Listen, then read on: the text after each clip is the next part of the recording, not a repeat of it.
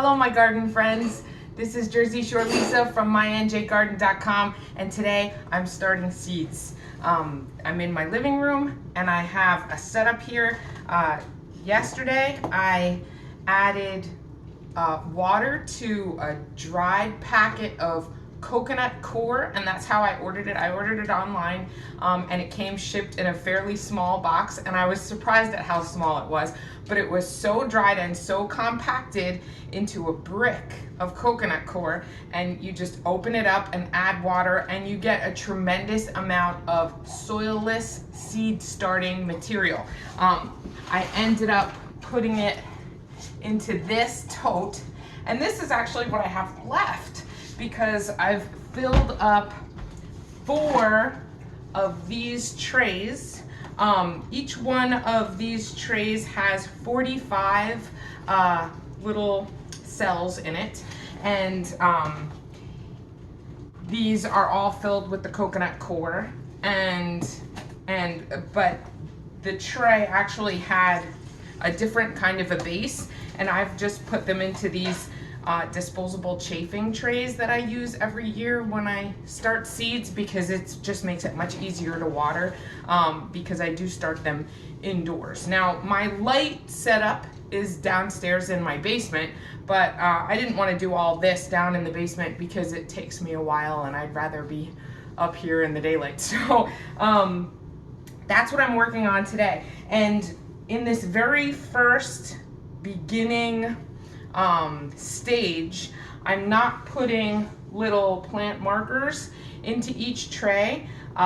Last year, I just tried to keep track like this with planning out, but last year in my trays, I used little Dixie cups, and the Dixie cups kind of got moved around and switched from one tray to another, depending on the height of the seedlings, and things got confused, and my labels got all messed up, and there were varieties that I knew were not other varieties that I had listed on my chart.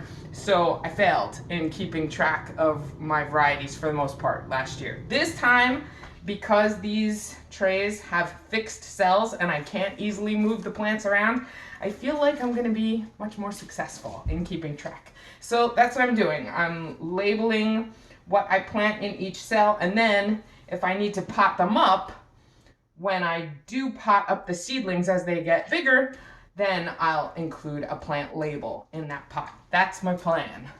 So far, I have 1 of 4 trays done, and it is mid-February 2020, and so I'm not starting like my zucchini or cucumbers yet. Those things come up fast and they come up big, so I don't want to start those too early, because my last frost date is a ways away, and they won't be ready.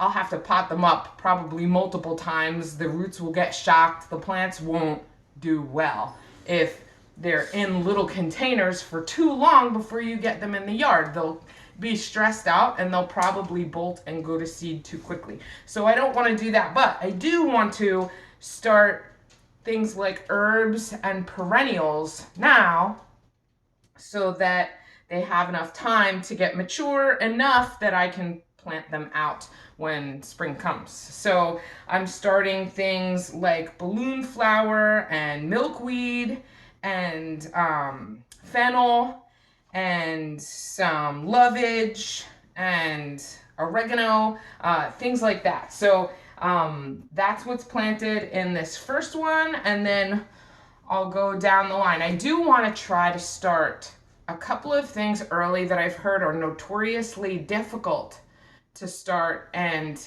need a really long growing season. So the 2 squash that I plan on starting early are loofah, because there's a loofah challenge 2020, that's a hashtag, and they seem to be kind of tricky to grow. So I'm going to try that this year, and I'm also going to grow cucuzzi, which is gagoots squash in Italian, and I love them. They're delicious, and they actually grow on a vining squash vine plant, and the squash end up being like the size of baseball bats. They're outrageous, but every time I've grown them, I wait too late to get them started. They need a super long growing season and I get small gagoots. But I know that if I started them earlier, I'd have a chance to get much bigger fruit on them. So that's what I'm going to start as far as the squash goes. But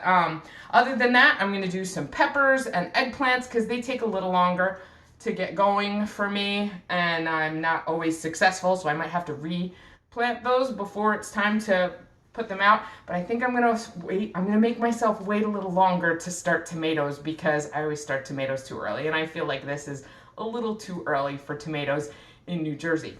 But that's what I'm doing, and I will show you more as I'm completing my 4 trays and kind of talk about what I've started. And then maybe in this video, maybe in the next video, I'll show you my light system that's down in the basement where these guys are going to spend the first part of their lives. I did get new lights this year, grow lights, and they're kind of shop lights. And I have to rig those up on my stand and see how that works. So you can check that out either the end of this video or the next video. Thanks so much for watching, and please like the video and subscribe to the channel and leave me a comment. I can't wait to show you how this works out and get growing for spring 2020. All right, thanks a lot. Bye.